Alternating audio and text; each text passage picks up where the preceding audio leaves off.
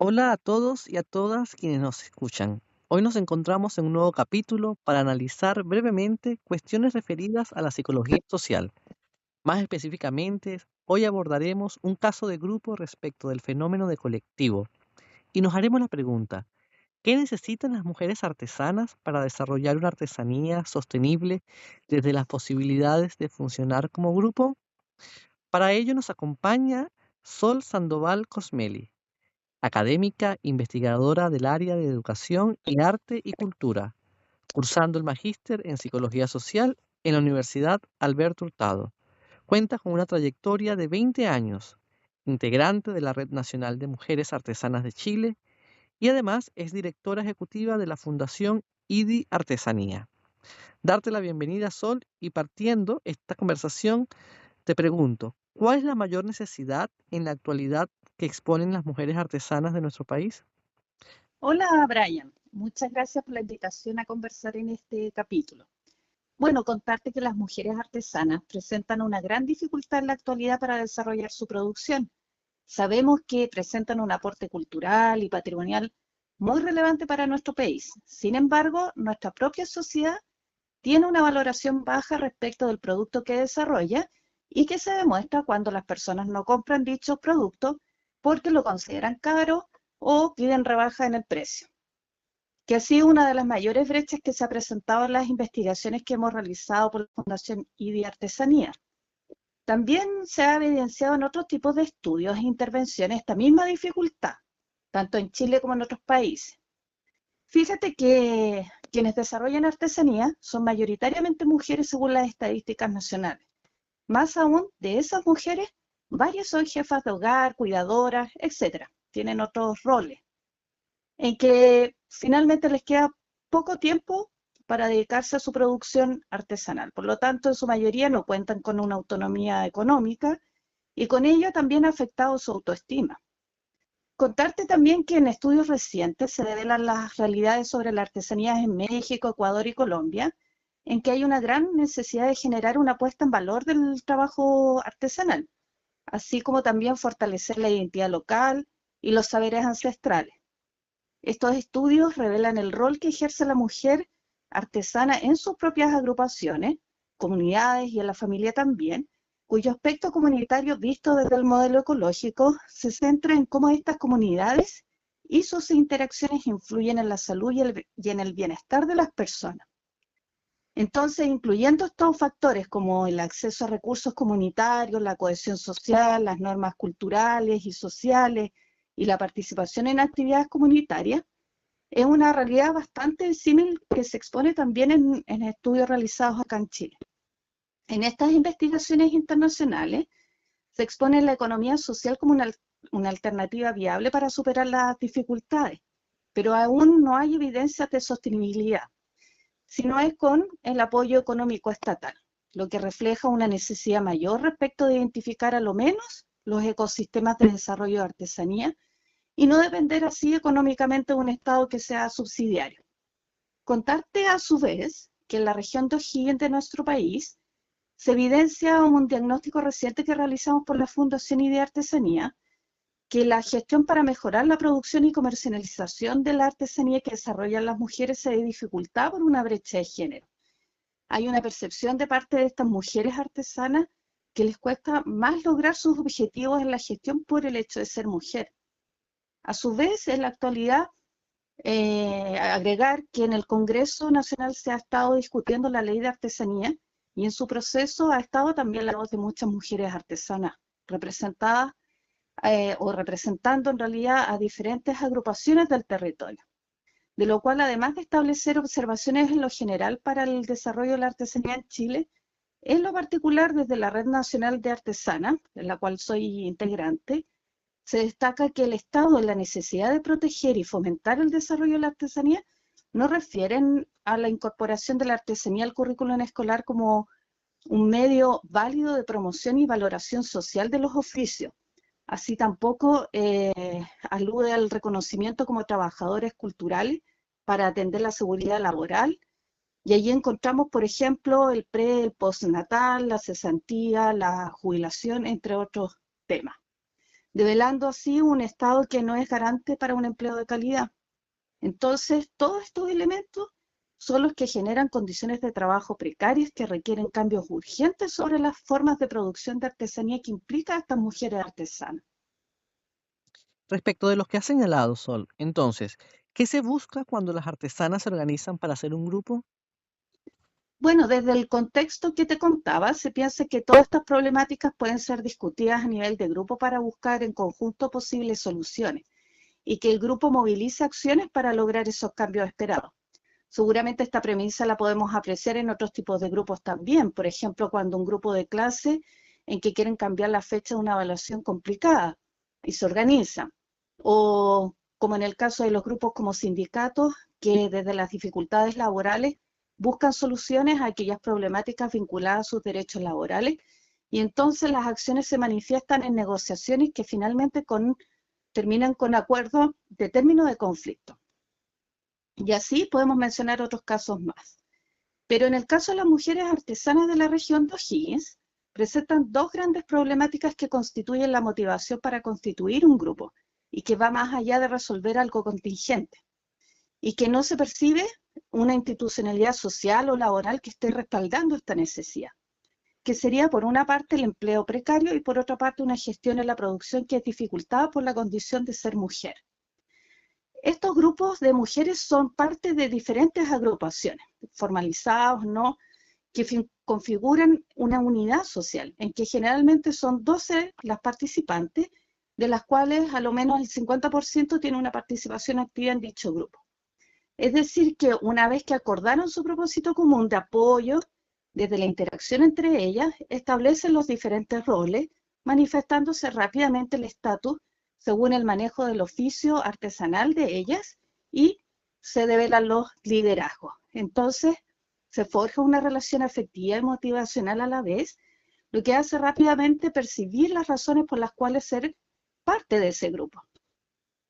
Ah, perfecto. Pero bueno, una cosa es conformar un grupo y otra muy distinta es que estos grupos permanezcan en el tiempo y logren sus propósitos, ¿no es cierto? ¿De qué depende esto? Bueno, efectivamente, el que un grupo permanezca en el tiempo, logre sus propósitos y se fortalezca, ya es difícil, es un gran desafío. Por ello hay que entenderlo desde la siguiente perspectiva. Al observar a los grupos de mujeres artesanas de la región de O'Higgins, deben establecer una dinámica y una estructura de grupo y definir su dinámica grupal con ella. En este último concepto, Ibáñez en el año 2014, en su libro Introducción a la Psicología Social, hace mención desde una recopilación de autores como Cherif, Levine, entre otros, que han abordado los grupos, y señala que la dinámica grupal es muy poderosa y efectiva como un marco de referencia a sus integrantes. Por una parte, establecen una pauta de veracidad y verosimilitud de las opiniones en relación a los comportamientos más adecuados para cada momento. Por ejemplo, cuando una integrante de una de las agrupaciones de artesanas va a representar a las demás en sus ideas en el Congreso Nacional, a propósito de lo que te contaba sobre la discusión de la propuesta de ley de artesanía, se prepara respecto de su discurso en relación a las opiniones que se discutieron en el grupo, de las cuales son más importantes y cómo plantearlas también. Y seguidamente el comportamiento formal, que exige cómo exponer esas ideas frente a los diputados y diputadas, incluyendo el tipo de vestuario que se debe portar. Por otra parte, Ibáñez establece que la dinámica grupal incide en la formación de identidades de sus participantes. De hecho, en ese caso, parte por la identidad femenina que las convoca en conjunto con su quehacer laboral a través de los oficios de artesanía que desarrollan, ya sea el tejido por las chamanteras de Doñihue o las piezas textiles de las bordadoras de Limahue. Finalmente, este expone un tercer elemento, este autor, que es que la dinámica grupal guía la interacción con los miembros de otros grupos. Por ejemplo, como ese grupo de las chamanteras de Doñihue, o las bordadoras de Limahue, o las tintoreras de Pichilemu, o las hilanderas de Machalí. Es un oficio y un territorio que identifica a cada grupo de mujeres artesanas que cuentan con su marco de referencia y que en la interacción con otros grupos de mujeres artesanas, ya sea de oficios complementarios o diferentes, emerge entonces la necesidad de colaboración al evidenciar necesidades comunes en la producción de sus piezas, o también en la adquisición de materias primas o en la misma comercialización. Entonces estos grupos respetan la individuación, no la anulan. Y esto es un aspecto bien importante de destacar para futuros análisis psicosociales en relación a las teorías existentes de grupo. Sobre la estructura de grupo, que es el otro elemento determinante para que estos permanezcan en el tiempo, en este grupo de mujeres artesanas se ha dado que se prioriza por delimitar primero la dinámica grupal y luego viene la estructura de grupo, donde aparecen los roles, además del estatus, los procesos de cohesión social, la forma de toma de decisiones, las estructuras de comunicación y el liderazgo. Y en este último elemento quiero destacar que es clave, sobre la base del entendido que tanto por el rasgo personal de quien lidera, como por el estilo de conducta que expresa, ya sea autoritario, democrático, laissez-faire, como lo establecieron White y Lippitt en 1960 a partir de un experimento que realizaron con niños de 10 años, el liderazgo sí tiene una relación de influencia, así como de poder,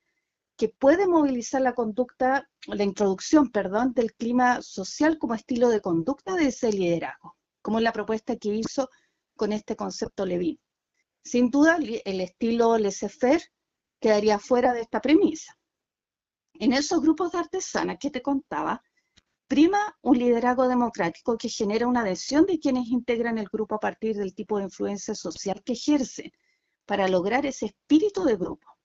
Y eso hace que se presente mayor participación de sus integrantes y exista mayor colaboración,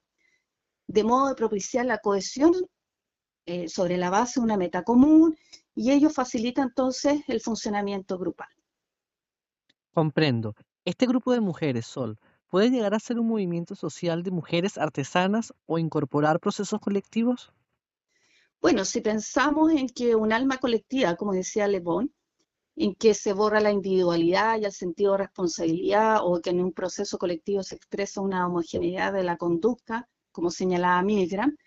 la verdad es que está muy lejos de lo que se ha manifestado en este caso de grupos de mujeres artesanas de la región de O'Higgins. Pero si observamos lo que ha sido la Red Nacional de Mujeres Artesanas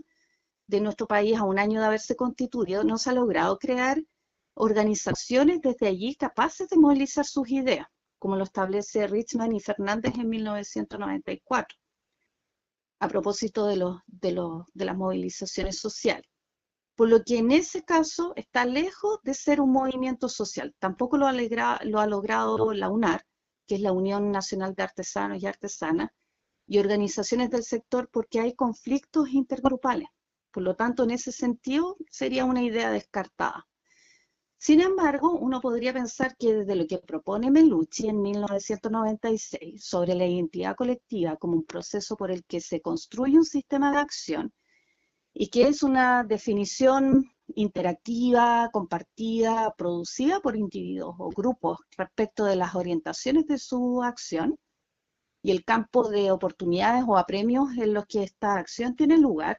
Entonces, sí hay una posibilidad de que estos grupos de mujeres artesanas sí forjen una identidad colectiva,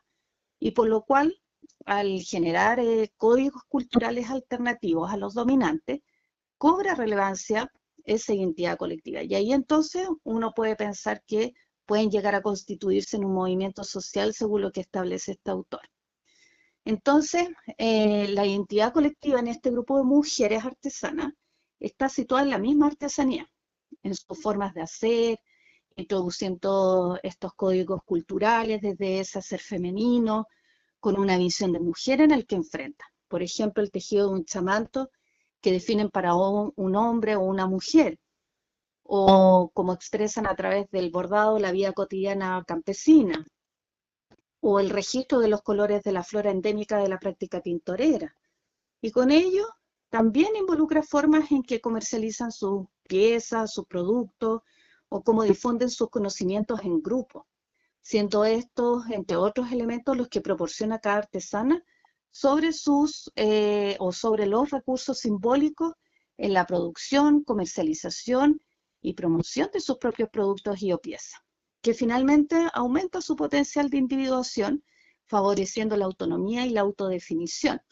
Entonces se construye en ese proceso los significados, las identidades y las bases individuales de comportamiento. Desde esta perspectiva, entonces, se podría afirmar que la identidad de cada artesana participante de estos grupos designados por oficio y territorio es posible esa identidad colectiva, abriendo entonces una línea de estudio en la psicología social desde estas características de grupo y que ciertamente no es marginal. Claro, y en este sentido, para lograr ir avanzando en superar las dificultades por parte de estos grupos de mujeres artesanas, ¿cuáles, a tu juicio, serían las acciones fundamentales que la psicología social puede aportar? Mira, considerando que hoy en día hay un sistema territorial que necesita interactuar con grupos y no con individuos para que su gestión sea eficiente, entonces vemos a diario que los municipios, por ejemplo, buscan a las personas que plantean ciertas necesidades similares, se agrupan y formalicen su grupo. Y para ello ofrecen figuras legales. Eso ha pasado con muchas agrupaciones de artesanos y artesanas, y son grupos que usualmente no llegan a buen puerto respecto de su funcionamiento. Sin embargo, ya vienen funcionando los grupos sin necesariamente una formalización que por medio para el sistema son grupos con el que en el tiempo se van consolidando desde la cohesión. Por lo tanto, el desafío hoy es, en primera instancia, a la luz de lo que se ha planteado anteriormente, el fortalecimiento de los grupos desde su constitución, pensando en su estructura y dinámica, de modo de aportar en la formación de identidad y en la guía de interacción con miembros de otros grupos. Y esto es posible con aportes de la intervención psicosocial y su sistematización para futuros estudios. También considerando que en un sistema territorial se pueden gestar para el desarrollo de la artesanía ecosistemas de producción y comercialización, se torna entonces esencial fortalecer los grupos de mujeres artesanas, generando con ello la interacción con otros grupos de otros ámbitos que inciden en esta producción y en la comercialización de la artesanía que elaboran las mujeres artesanas en una lógica no solo de cadena de abastecimiento, sino también que aporten valor social a las piezas artesanales, como el sector educativo o de turismo cultural, entre otros, propios de los territorios, implicando incorporar acciones colaborativas entre grupos diferentes que a su vez bajen la brecha de género y aumenten la calidad del empleo en el actuar grupal, fortaleciendo así las dinámicas grupales propias y los liderazgos para lograr esa cohesión grupal e intergrupal que se requiere, de modo de ir dibujando, conformando un ecosistema territorial que va a favorecer la instalación de una artesanía sostenible capaz de enfrentar estas adversidades, los cambios constantes de manera autónoma, desarrollando capacidades individuales de resiliencia, entre otras. Entonces allí hay una línea de intervención psicosocial no explorada y por ende se constituye en una oportunidad que puede ser iniciada de lo que plantea Melucci sobre la identidad colectiva, capaz de movilizar acciones y que estos grupos permanezcan en el tiempo y se fortalezcan, que es la clave de la sostenibilidad. De hecho, sin ir más lejos, esto está en directa relación con la atención de los objetivos de desarrollo sostenible sobre el empleo decente y crecimiento económico, que en este caso lo situamos en la actividad laboral y cultural de la artesanía realizada por mujeres. Entonces se trata de pesquisar y sistematizar las acciones identificadas en grupos de mujeres artesanas en otros territorios, ya que es un asunto relevante de considerar prontamente. Hay leyes, políticas que hoy se están gestando o ajustando y es fundamental visibilizar las realidades de las mujeres artesanas y sus formas de organización, considerando las potencialidades de los grupos para superar dificultades, adversidades o emergencias. Y ello hace necesario conocer más casos, reflexionar sobre sus acciones, estructuras, sus expresiones de interdependencia, porque ello finalmente permite también extrapolar resultados de intervenciones y estudios sobre estos grupos hacia otro tipo de grupos, movilizando y gestionando conocimiento para atender desafíos globales.